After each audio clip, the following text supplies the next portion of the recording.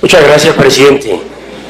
Agradezco las explicaciones que ha dado tanto usted como el señor ministro, pero solicito que quede en el acta la constancia de que el concepto previo y favorable del Comité Técnico Científico del Consejo Superior de Política Criminal no fue allegado en ninguno de los trámites a los que se ha visto afectado la presentación y el trámite de este proyecto de acto legislativo. Con esa consideración, señor presidente, voy a hacer unas observaciones generales sobre el procedimiento frente al cual se ha venido desarrollando la norma que hoy se pide su aplicación. Para un país con una tradición constitucional tan larga, tan rica, tan respetable, el procedimiento del fast track le resulta absolutamente exógeno, exótico, lejano por completo a la juridicidad de las instituciones del país. Como si fuera poco, y para quienes de manera permanente acuden en auxilio de los conceptos de la Honorable Corte Constitucional, es bueno recordar, a propósito del plebiscito por la paz, que la Honorable Corte Constitucional argumentó de manera clara y explícita que de ganar el no, como en efecto ocurrió el 2 de octubre, se invalidaba la totalidad del acuerdo suscrito entre las partes y debía nuevamente ser sometido uno nuevo, es decir, otro acuerdo, a la voluntad popular.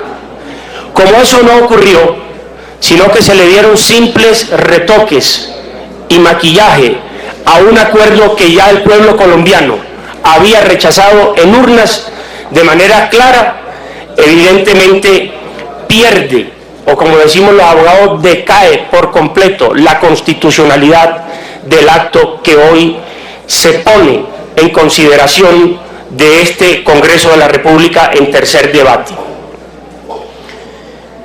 No sobra advertir que este Congreso quedó, por gracia de discusión, como un convidado de piedra. Es decir, sus facultades y competencias quedaron absolutamente mermadas y disminuidas. Esto es un Congreso eunuco en su funcionalidad, porque como lo vamos a ver aquí, y la opinión pública lo podrá registrar en las cámaras de televisión, cualquier proposición que sobre este acto legislativo se pretenda para que sea abocado por la Comisión Primera del Senado, deberá contar con el concepto previo y afirmativo del alto gobierno. Con lo cual, repetimos, este Congreso y esta comisión en particular serán convidados de piedras para seguir desvertebrando ante los ojos atónitos de la opinión pública nacional, que no internacional, como lo vamos a ver más adelante, la constitucionalidad del país.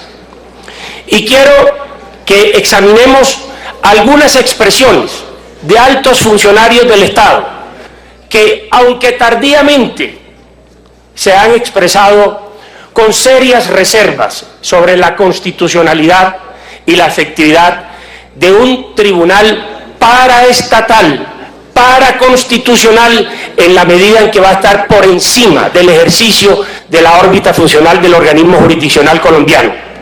Aquí tuvimos, a mediados del año pasado, una discusión sobre el presupuesto de la rama judicial, y cuando en presencia de la presidenta de la Corte Suprema, del presidente del Consejo de Estado, del entonces fiscal general encargado de la Nación y otros altos funcionarios, terminó el debate, yo hice una interpelación para decir, en un gesto de perplejidad y de asombro, si era que no se habían dado cuenta ellos, los altos funcionarios judiciales de la Nación, que iban a pasar al congelador por cuenta de la creación de este monstruo que se denomina Justicia Especial de Paz.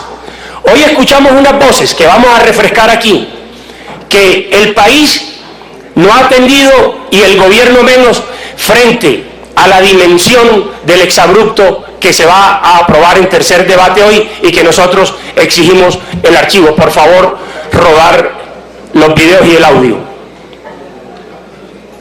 Me dices, bueno, usted va a pedir perdón, y yo le digo, ¿perdón a quién? ¿Perdón por qué? ¿Perdón por levantarme en armas? ¿Perdón por defender las banderas de la justicia social? Yo le digo, ¿por qué, señor Catatumbo? Perdón por los cilindros bomba, por los secuestros, por las minas antipersonales, perdón por el reclutamiento. Miremos este segundo video. ¿Están preparados para pedir perdón si se asume quizás. Y ahora escuchemos lo que hace menos de una semana dijo aquí en esta misma comisión, frente a los micrófonos y el país, el representante de la más importante organización de víctimas del Estado colombiano. Seguimos creyendo que en ese acto legislativo las víctimas no nos vemos como tan centrales. El gobierno ha seguido insistiendo y repitiendo que las víctimas somos el centro de este proceso de paz, más en el tema de la implementación de los acuerdos, pero nosotros creemos que allí no hay reglas claras. Como se puede ver, las dos primeras afirmaciones folclóricas y musicales e irrespetuosas de los altos criminales de la FARC fue desmentida por el vocero de la principal organización de víctimas del Estado. Continuamos.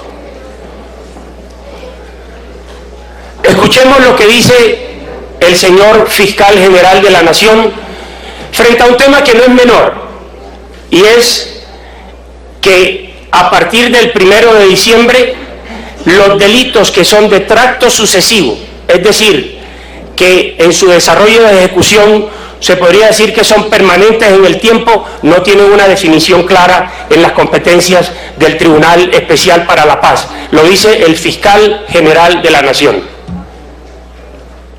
Es que hemos dialogado con el gobierno. Miren, está bien que en caso de reincidencia se aplique la jurisdicción ordinaria, pero que se establezcan las penas altas propias, por lo menos de la Jurisdicción Especial de Paz, y en todo caso, que el tratamiento penitenciario para el reincidente sea el tratamiento ordinario. La sociedad colombiana no aspiraría a nada distinto. Siguiente. Como ya empezó a pasar.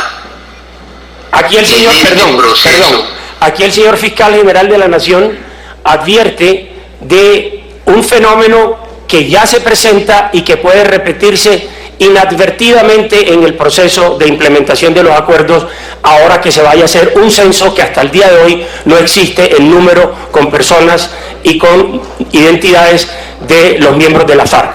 Por favor. Como ya empezó a pasar en este proceso, cuando, como lo conoce el país, se nos estaba intentando colar el señor segundo Alberto Villota, por virtud de lo cual hay 4 capturados, recluidos intramuralmente. 3 de ellos aceptaron cargos y ya expresaron ante la justicia que recibieron dinero para colarse en los listados de las FARC. Siguiente. Miren lo que ha dicho la Corte Constitucional frente al tema de la temporalidad de la Justicia Especial para la Paz.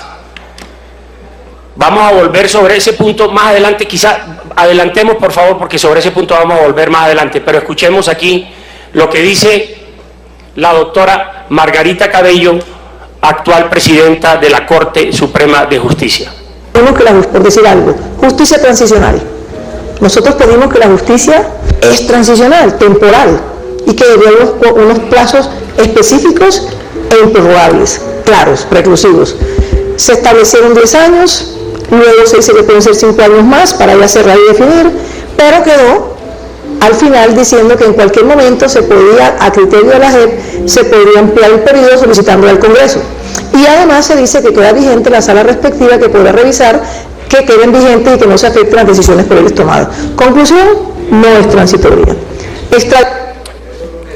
En asocio con lo que acaban de escuchar de la Presidenta de la Corte Suprema de Justicia, Me permito con su venia, señor presidente, leer un pequeño párrafo de la sentencia de constitucionalidad 250 del año 2012 de la Corte Constitucional, que dice: no se puede olvidar que las leyes de justicia transicional tienen límites temporales porque precisamente hacen referencia a la transición de un periodo histórico a otro. Por lo tanto, las limitaciones temporales son una característica intrínseca de este tipo de cuerpos normativos que siempre suponen un ejercicio de configuración legislativa. Es decir, como lo vamos a explicar más adelante, la justicia especial de paz, ese monstruo de 1000 cabezas que aparentemente va a juzgar por igual a los civiles, a los militares, a los combatientes y no combatientes, va a tener en un espacio de tiempo todo, digamos, va a ser intemporal en el tiempo, con lo cual se contraría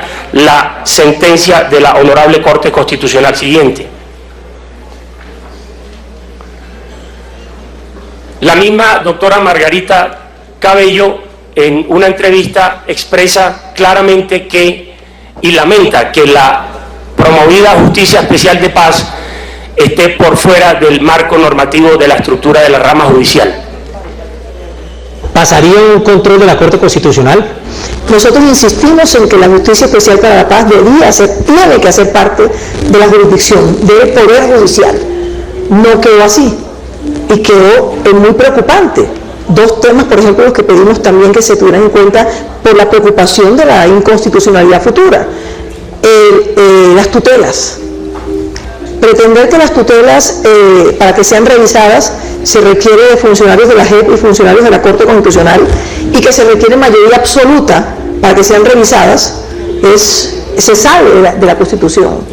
Conflicto de competencias. Pretender que tiene que ser por mayoría simple, que 3 del Consejo Superior y 3 de la JEP definen los conflictos por mayoría simple, que serían 4, y que si no se obtiene la mayoría, entonces la JEP directamente resuelve el conflicto, se sale de los cánones constitucionales. Y así sucesivamente, una justicia especial totalmente fuera de la estructura orgánica de la rama judicial, es un ente creado que no aparece en la Constitución. Y muchas otras cosas, uno se preguntaría, ¿por qué quienes no se acojan a los criterios de justicia, verdad, reparación y repetición siguen en la JEP? ¿Por qué no la justicia ordinaria? Si estamos en un estado constitucional en donde ellos aceptan entrar a la constitucionalidad y a la democracia. Entonces es una serie de... Ahí está el Frankenstein explícitamente en boca de la presidenta de la Corte Suprema de Justicia. Siguiente. Esta pregunta, Julio, es que definitivamente... Aquí está el doctor Danilo Rojas, expresidente del Consejo de Estado, a nuestro juicio un poco tardíamente, hablando del mismo tema. Por favor. Te pregunta, Julio, es que definitivamente este es un sistema de justicia especial, pero no puede ser totalmente en nuestra estructura orgánica del Estado. Y yo sí creo que no se entiende. No se entiende, pero para quienes quieran escuchar el audio, básicamente lo que dice es la consonancia con lo expresado por la presidenta de la Corte Suprema, que esto es un tribunal que está por encima del órgano jurisdiccional colombiano. Seguimos. Aquí está, quien lo creyera, la expresión del nuevo Procurador General de la Nación, que dice que una institución que ha acompañado todos los procesos de defensa judicial de los ciudadanos desde 1830 fue mandado a la caneca de la basura. Por favor. Desconocer el papel de la Procuraduría en esta institución es desconocer el ordenamiento constitucional, es desconocer los equilibrios que son fundamentales para nuestro sistema político, y por eso quiero decirlo abiertamente. Estamos alertando, como lo hemos hecho desde el comienzo del país, sobre la exclusión de una institución que es crucial para el buen desenvolvimiento de esta justicia especial de paz.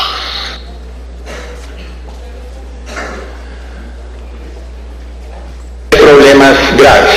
El primer problema es Perdón.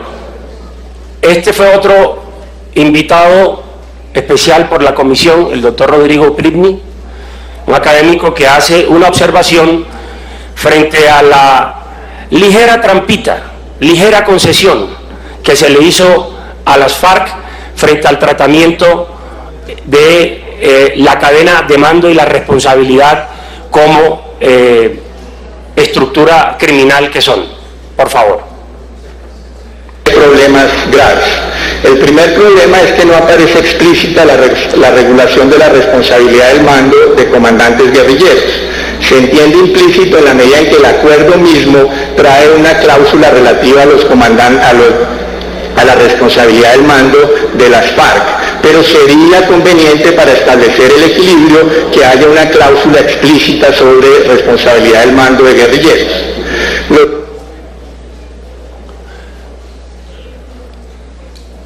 Bueno, como acaban de observar, quienes expresaron estas inquietudes son altos funcionarios del Estado colombiano, que en uno y otro sentido advierten o de la inconstitucionalidad de las medidas que se van a adoptar aquí o de la inconveniencia de las competencias de ese nuevo Tribunal Especial de Paz. Y yo quiero centrarme, señor presidente, en unos puntos muy concretos de los 27 artículos que son complementarios de las 303 páginas de aquel acuerdo que está preñado de concesiones para el grupo criminal de la FARC. Primero, como ya lo hemos advertido, este Congreso de la República, castrado en sus funciones, está dándole curso a la creación de un organismo paraconstitucional que, entre otras razones, por fuera de las salas, que va a tener 5 o 6, y de los funcionarios que van a suplir, como en el caso de los 16 fiscales de la unidad de víctimas, las competencias del órgano criminal que es la Fiscalía General de la Nación, van a dejarnos como herencia, quién sabe en qué espacio de tiempo, 15, 20, 25 años, en todo caso intemporal, la bicoca de una fronda burocrática superior a los 1.500 funcionarios. Oigan bien, 1.500 funcionarios harán parte de esta Justicia Especial de Paz. Y miremos cuáles serían las competencias frente, por ejemplo, a un elemento fundante del Estado Social de Derecho, señor Ministro de Justicia, la cosa juzgada. La cosa juzgada, para que lo entiendan los televidentes, es la garantía procesal y constitucional que tiene un ciudadano para acudir ante la justicia y que la justicia, concediéndole la razón, le dé la garantía de que ese derecho le pertenece, esa sentencia le es favorable y no podrá ser revocada o revisada en ningún momento posterior. Esa es la garantía de la cosa juzgada en el país, que se hace trizas, absolutamente desconocida con la implementación de la Justicia Especial de Paz, como vamos a explicar. Mientras que, cerrado el proceso, agotadas las instancias, no hay ninguna otra posibilidad de reabrir un proceso que ha hecho tránsito a cosa juzgada, el Tribunal Especial de Paz, oigan bien, podrá reabrir en cualquier tiempo y modo procesos de carácter fiscal, administrativo, disciplinarios o penales ordinarios que ya hayan hecho tránsito a cosa juzgada y volverlo nuevamente a juzgar a la luz de nuevos hechos. Pero, qué sorpresa, justamente esa decisión del Tribunal Especial de Paz hará tránsito a cosa juzgada y no tendrá la garantía del artículo 25 de la Convención Americana, que dice que todo imputado tiene derecho a que se le revise la actuación de primera instancia. Es decir, que operando por encima de la Constitución, sus fallos serán inapelables en el tiempo.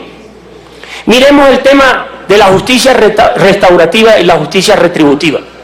Yo fui miembro, y usted era senador, ministro Cristo, de la Cámara de Representantes, cuando votamos la ley 975 de Justicia y Paz, y hacía parte también de la Comisión Primera de la Cámara de Representantes, como ahora hablamos de la del Senado.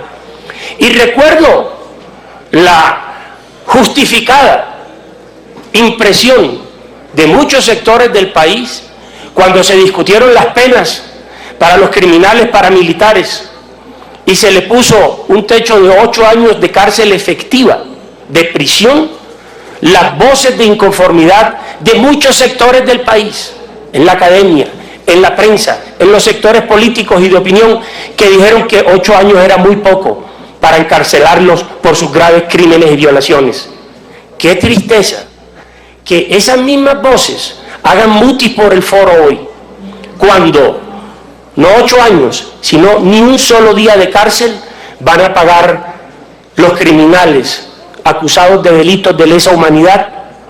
Con la sola confesión les bastará para evadir la prisión. ¿Dónde están esas mismas voces que criticaban en justicia que los paramilitares requerían de 30, 40 o 50 años por la gravedad de sus crímenes, y hoy no dicen ni mu frente a este silencio obsecuente de muchos medios, de muchos sectores de opinión del país, que casi que celebran que quienes están acusados de delitos de la más alta gravedad no paguen un solo día de prisión? Y vamos a explicar por qué. Con un ejemplo tal vez sirva para ello. Cualquiera de los criminales de la FARC, el señor Timochenko, por ejemplo, según entendemos, tiene sentencias proferidas por los jueces y tribunales colombianos que sumarían más de 800 años en prisión.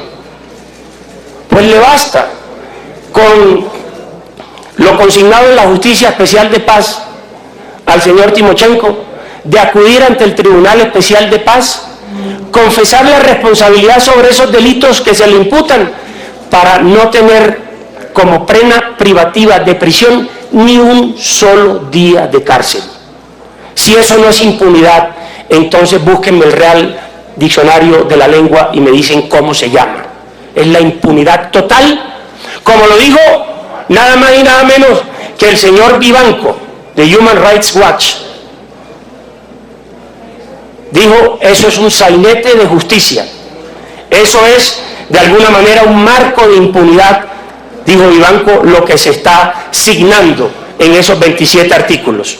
O como también lo dijo, y fue profusamente expresado en los medios en la visita que hiciera la fiscal de la Corte Penal Internacional, Fatou Bensouda, una mujer que tiene una calificación judicial importante a nivel internacional, y dijo básicamente, le advirtió al país y a este Congreso que no podía generarse un marco de impunidad cuando las penas privativas de la libertad no fueran proporcionales a la gravedad de los delitos imputados.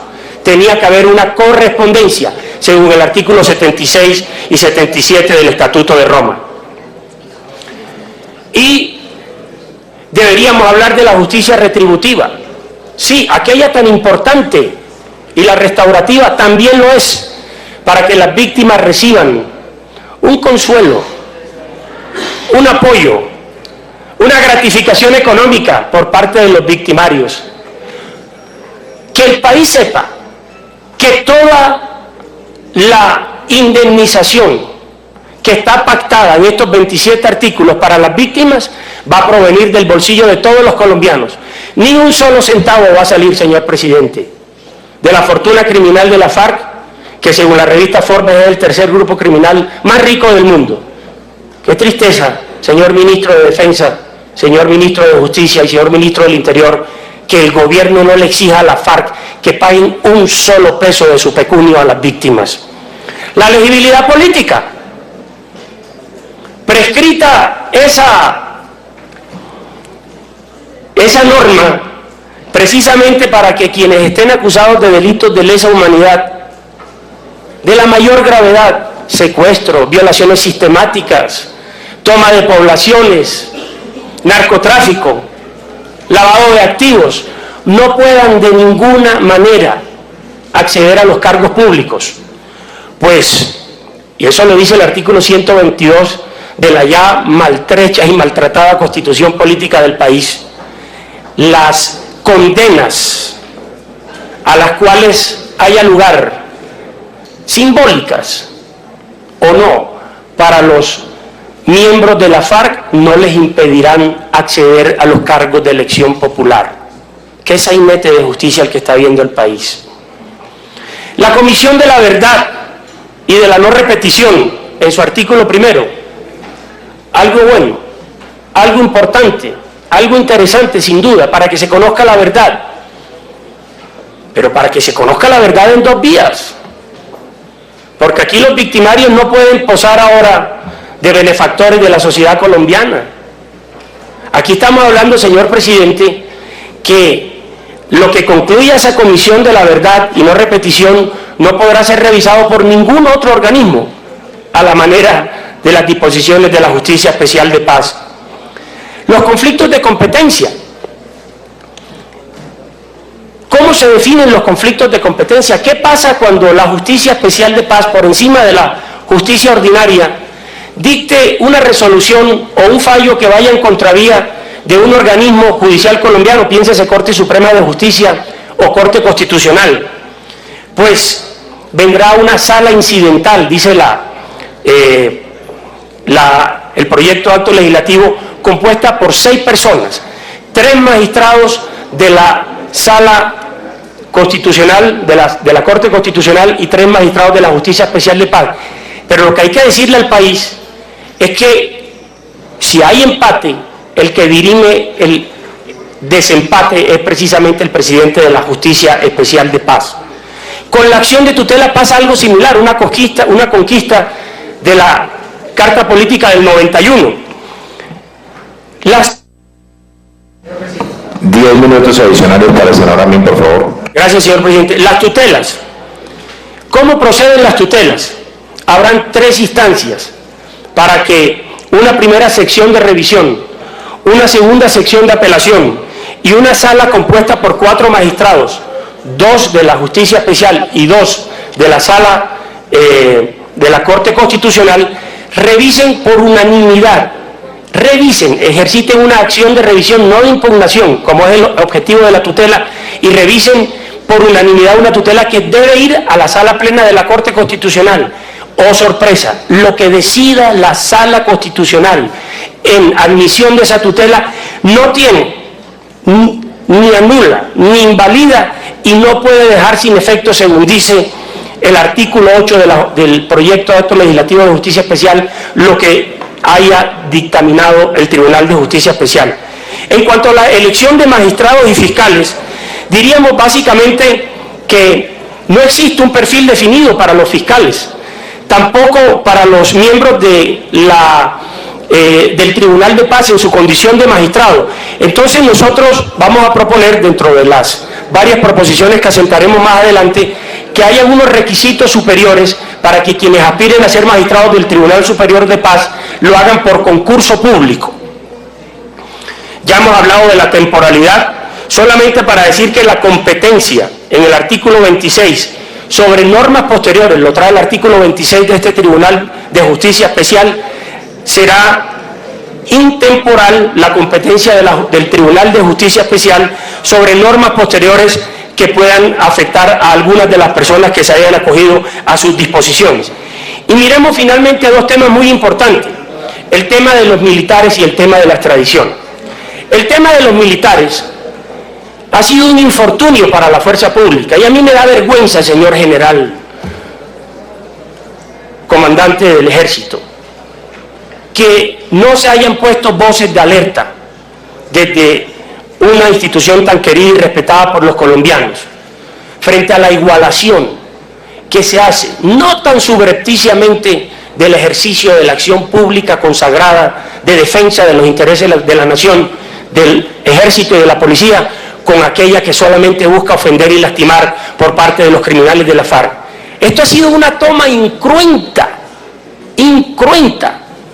de las instituciones colombianas, porque sin derramar una gota de sangre han ganado mucho la FARC al lograr el reconocimiento de tirios y troyanos, en este caso de fuerzas militares y de fuerzas subversivas, a la normatividad colombiana. Y en el tema de la cadena de mando, usted lo sabe también, señor general, el artículo 28 del Estatuto de Roma habla de la responsabilidad jerárquica, que es precisamente la que busca implementarse en este acuerdo especial de paz. Y hay que recordarle al país que el Estatuto de Roma solamente es un tipo de justicia subsidiaria y complementaria, de las normas internas de prevalencia en el país. Por eso, en la sentencia 290 del 2012, es bueno recordarla porque la Corte Constitucional dice que entran, permítame, señor presidente, leer, la Corte Constitucional en esta sentencia dice, ha estimado que no todo el texto del Estatuto de Roma hace parte del bloque de constitucionalidad, lo cual no obsta para que algunos de sus artículos sí lo conformen. ¿Y cuáles artículos lo conforman? Los artículos 20, 6, 7, 8 y 19. El 28 no está, por determinación de la Corte, como parte del bloque de constitucionalidad del ordenamiento interno colombiano. Y miramos también en el tema de la extradición. Vamos a hacer una proposición para que haya claridad de que, a diferencia de lo que dice el artículo 18, que dice que no procederá hasta la finalización del conflicto, hay que ponerle, doctor Roosevelt, ojalá tengan por lo menos esa sindéresis, la fecha del 1 de diciembre del año 2016, para que hasta esa fecha puedan quedar cobijados quienes se incorporen a la vida civil haciendo tránsito a través del Tribunal de Justicia Especial.